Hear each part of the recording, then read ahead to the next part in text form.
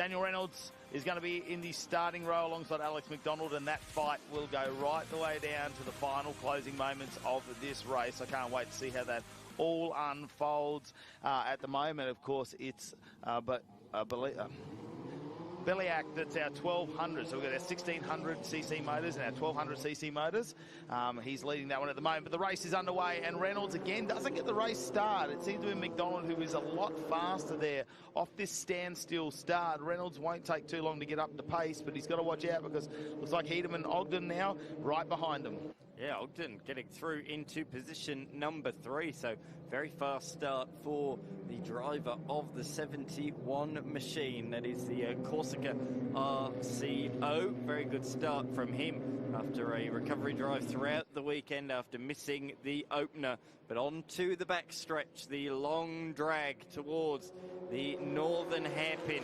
Down Smithies straight they go. They say straight, but it's got a bit of a kink in it.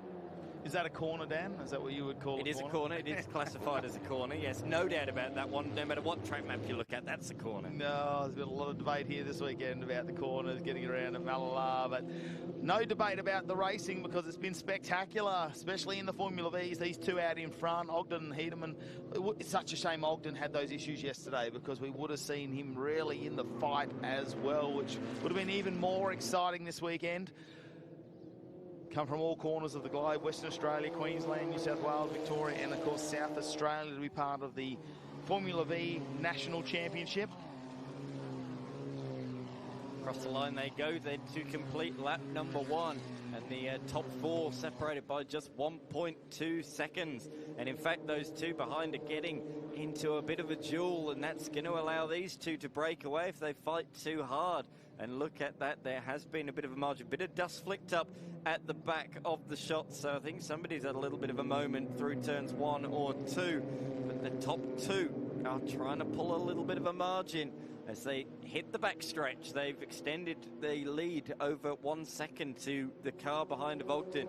9/10 officially the margin. But this is what we've come to expect in Formula V competition this weekend. The fight between these two, McDonald and Reynolds. And Reynolds goes around the outside, under brakes into the hairpin. Great move. Yeah, holds onto it. Like I say, he's been very, very aggressive. He's wanted to lead the race, not wanted to sit behind. McDonald's, I suppose, a bit of cat and mouse, like I've said before, just looking for opportunities where he can try and fight back. That drafting really works down the back, and we'll have a look at this move once again. I know that's it. We've got a car off in the background there, and that's just trying to grab the number. Oh, it's number 5 car down there. Lloyd. Lloyd that's gone off the track. So he's fallen down to 15th position as a result of that. That was the dust that I saw on the last lap in the very tail of the shot. So this is different, this race. Last race you saw Hedeman trying to go with the top 2, but he wasn't able to do so. Towards the closing stages, he fell back quite a considerable margin, but this time he has his work cut out. All weekend he's been in a very lonely 3rd position, but not in this one. He's going to be challenged by Ogden all the way. So we got 2 fighting for 1st and 2 fighting for a podium position as well, which is really, really cool to see. And then beyond that, as they have been all weekend, best of the rest, it's Harriet and Clifton rounding out the top 6 as Heedham goes on the attack, but he's been forced to go the long way in his Rapier chassis, so he slots back in behind the 71 of Gary Ogden.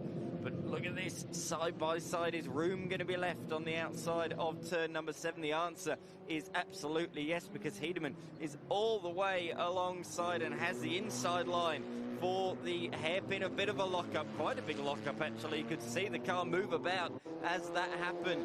Ogden tried the cutback but was not able to do so. Oh, big clobber of the curb. Got a bit of air there on 2 wheels. I could feel it. Yeah. It's a bit like driving here today sometimes as we came through a lot of road works, and that really hurt as he went through there and copped a lot of inside curb. You can really see the difference in the Rapier chassis too, can't you? Just the body styling as it comes up. The slight changes amongst them. We've got quite a quite a various amounts of chassis when it comes to the Formula V, because they've been around for so many years. There's been so many upgrades, so many people start to build them as well, that although they're very, I suppose, the design has stayed the same in terms of, you know, engine transaxle style setup, there have been those manufacturers around the world that have made these chassis. Absolutely, whether that's Sabre, whether it's Elfin, Rapier, there are so many. Checkmate, of course, as we see the 78, the Checkmate driver going defensive. He's the only driver actually this weekend that has a Checkmate, the JP02 chassis. As the exit of the corner, McDonald just gets his nose alongside, but as he's on the outside around that long left-hander, he's not able to stick around there. But as he gets the side draft, he looks back up the inside into the final sequence of corners. But this is what we've seen so far this weekend, haven't we? They just sort of build up to it. They really do. It gets the intensity, lifts, rises, and it really does build to a crescendo on the final lap of the race. And it's always a curtain-raising finish, that is for certain. They've definitely been the focus of this weekend's racing, haven't they, with the show that they've been putting on. It's been a masterclass. Apart from a couple of moments throughout the race, and we haven't seen them be more than a second apart, and it's always gone down to the final corner of each race. McDonald, well, he managed to get that in race 1 yesterday, but it's been all Reynolds since then, and we'll have to wait and see if Daniel Reynolds can continue that on. I wouldn't say all Reynolds. You know, they've changed positions a lot of times. In terms of wins, in terms of wins, yes. McDonald got the first one, but Reynolds now got a couple up his sleeve. And it's been so tight, though, hasn't it? It could have gone either way, and we're seeing that again in this race. Reynolds has just been on the better side of it on more than the one occasion, and McDonald really has had the pace to go with him. They've been very, very equally matched this weekend. The only race where they really got separated was that second encounter, where McDonald confessed he made a couple of mistakes, fell out of the toe, out of the slipstream, and once that 1.5 second buffer had been made, he didn't have the pace to then catch back up again. So that's the only time we've really seen them be separated at any point in this weekend. If you look at every single shot, photo of the weekend in Formula V's, those two have been together. You can't take a single photo of them without the other one being in the background. As we can see further back down the field, a fight for a top 10 position. Yeah, Westerhout, that is, in the number 69 here this weekend out of Queensland, all thanks to My School Childcare and Kindergarten. And something a good chat with him actually while we had the school kids going around. He goes, I really love, you know, getting the kids in the car and taking it on, obviously coming from a childcare background as well. But great to have the Queensland to come down for a couple of weekends, obviously with their title at the Bend last weekend as well. So it's been great for a few people to hang around and really make, I suppose, a holiday out of what is a couple of weekends away. Yes, certainly. Fight is still on at the head of the field. You mentioned the Queenslanders, 8 Queenslanders here this weekend. It's a phenomenal effort to have so many of them come over for this weekend.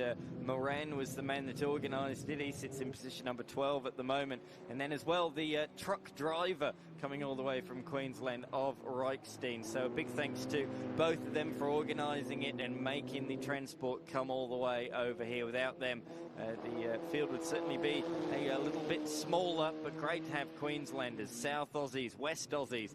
Big thanks to them as well. Of course, we spoke to Rod Lisson, who's the Formula V president, is around. Goes 69 of Westerhout. That's why you don't want to get on TV. It gives you a bit of the commentator's curse, doesn't it? It does. That's your fault, that one. You're blaming me for that one? Okay.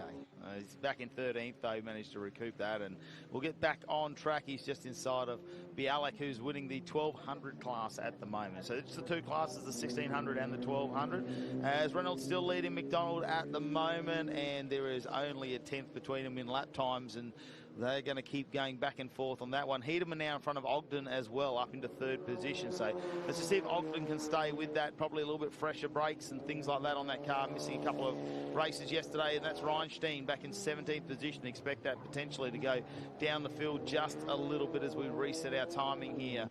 Yeah, that's right, 18th already. So we'll rejoin there. Doesn't look like that's anything too much to worry about. But one of the talking points amongst most of the categories here this weekend has been brakes. It's been very hard on brakes, and we'll get into that a little bit come our Legend Cars Australia, because I've actually seen a few of the brake pads they've pulled out. So it's been a bit of a consumable this weekend as we check out the High-Tech Oils replay here. And this is going to be Reinstein. Just, that's a fairly large curb on the inside for a small car like a Formula V. Yeah, very much so. So lost the rear midway through the corner and clouted and went over the curb on the inside sideways. So that was quite a moment, but fortunately he's able to escape and rejoin the race, albeit down in position number 18. So a few positions lost for the Queenslander, but nice to see him back on the racetrack as the fight for third is well and truly on here as they hit the little back strip. Ogden forced to go the long way on this particular occasion. Headiman late on the brakes in car number 44, just running a little bit wide on the exit of the corner, and they tangle wheels. They somehow managed to get away with that. I will never know how. They touched wheels, but without really mounting or getting airborne. That was quite a hit. Hopefully there's no damage to either of those vehicles, but just the two cars with very different lines going into the corner came together on the exit. I also noticed, as we go back to our race leaders, if you have a look on the, I suppose, the left-hand side of the driver on the nose cone there, he's got a couple of wheel marks as well. But let's have a look at this replay. So slow it down. It's side by side. That is so lucky. Yeah. Because if they'd gone in front of each other, one of the cars would have ended up in the air there, would have lifted the front end up. So lucky that's really gone square on the side. Now, I'm not going to see it on Reynolds' car as he goes around. Have a look at him throw it in there too. Heederman really pushes the number 44, the blue machine at the front, throws it into the corner, lets it slide out, and Ogden back in fourth position after attempting to try and get back into third, and they touch those wheels. That's unfortunate.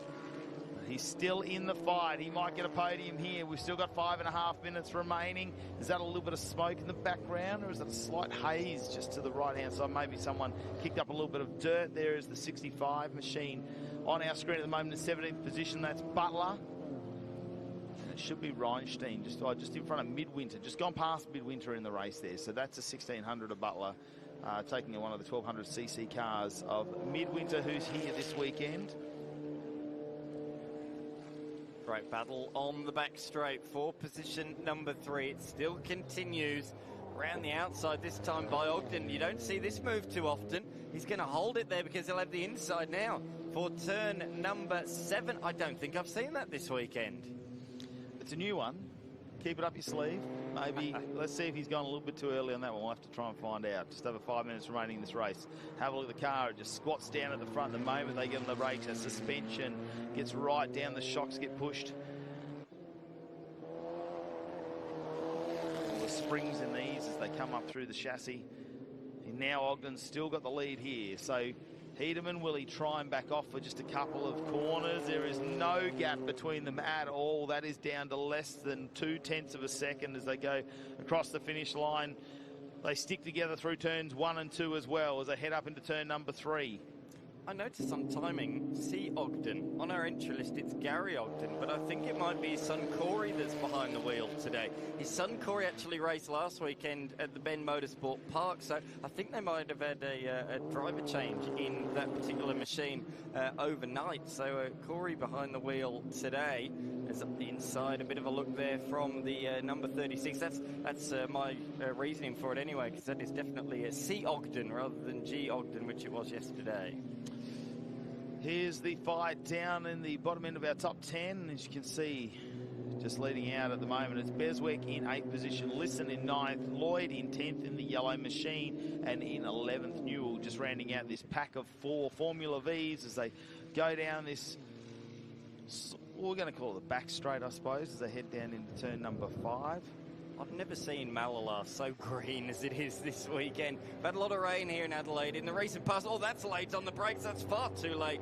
And he just about pulls it up. You could see both brakes locked up on the front there from the recovering Lloyd, who had that off-track excursion earlier on in this race. So he's now up to position number 9. He got through on Rod Lisson, but he nearly ended up in the tail end of the Beswick machine, but he got away with it. So he's up to position number 9.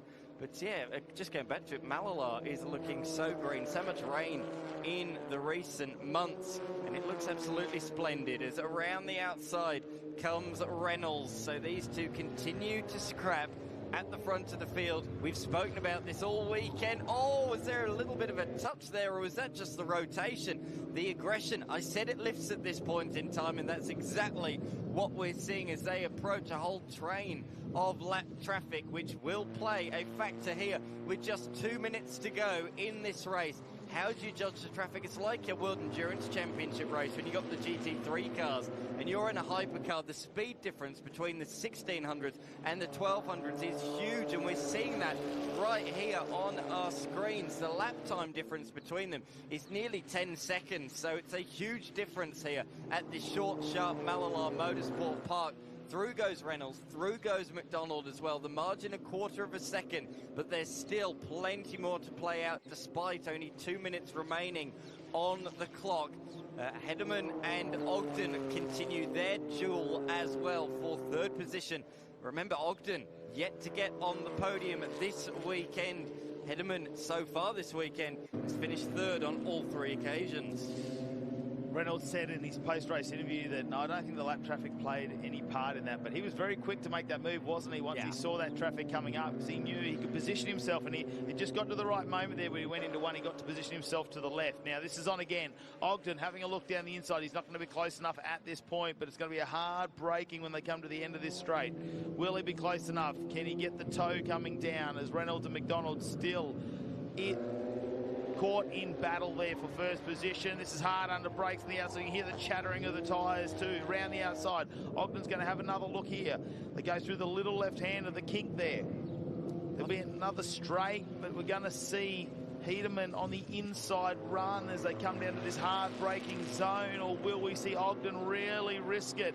Go late? No, they break at a very similar time, and it's chattering. Still stays on the outside. They're too wide. It's through turn number 7. The little left and right hander onto the main straight, still side by side. It looks like Hedderman may be in front. What a fantastic battle. They've been side by side now for half of the lap, and they're still side by side as they flick it into turn number 1. That must have been 1.5 Ks, I reckon, that they were side by side. That was absolutely awesome. We've seen a lot of slipstreaming, Jules. We haven't seen a wheel-to-wheel battle like that one so far this weekend. And straight away, they only spent 1 corner in line. They're straight back side by side once again. Ogden going the long way, looking for a nice run out of the corner to build the momentum on the Smithy's straight with a big kink in the middle as they fire through the flat-out right-hander. That outside run has worked an absolute treat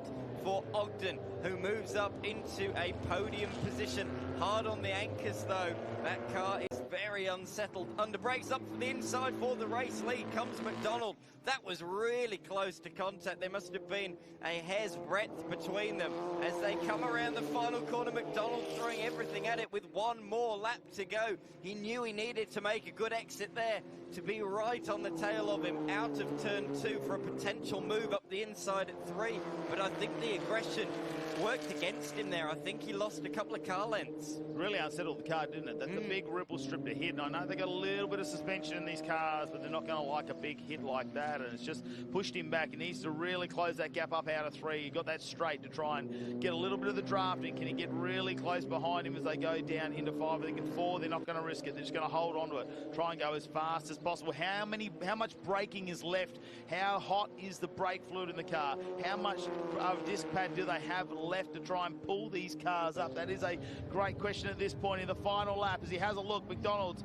goes around the outside. Reynolds covers him off. He is very defensive. And a slide there for McDonald, but it might have worked in his favour. He's on the inside now as they run down into turn 7. They'll have a little left-hander, but if he can get the side draft, maybe he can stay with him. Great shots here. Oh, he pushed him to the outside, almost puts him on the grass. It could have been a bit of wheel-to-wheel contact. It's going to be a tussle into 7, but he can't do it. McDonald, Reynolds closes him off. McDonald just locks up a little bit of a wheel. You just saw that puff of tyre smoke, and here's the final corner.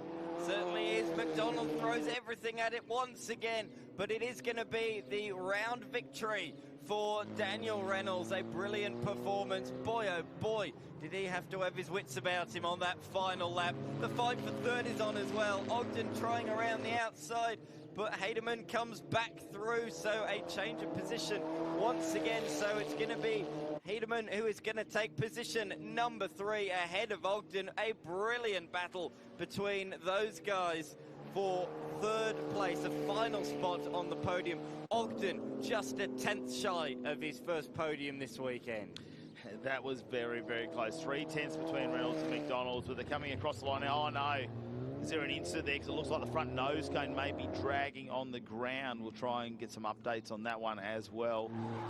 Oh, another spin. It's all happening here on the last lap. That's our friend of the number 5 machine, Lloyd, who spun earlier on in the race. He recovered nicely, but another last lap spin. I don't think he'll lose a place out of that, though. He will finish in position number 10. Should say a shout out to Matthew Bielek, who won again the 1200cc class, finishing in position number 14.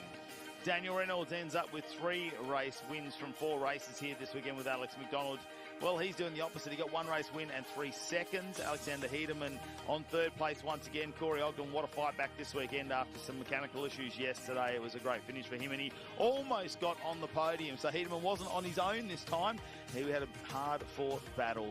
As we look a little bit further down our field, Matthew Harriet, great to see him in 5th, Clifton in 6th, Bean in 7th, Liston coming in 8th position this time. As we have a little bit further look down, Matthew Bielek in the number 64 machine, the winner of the 1200cc once again. So that'll be a clean round from him.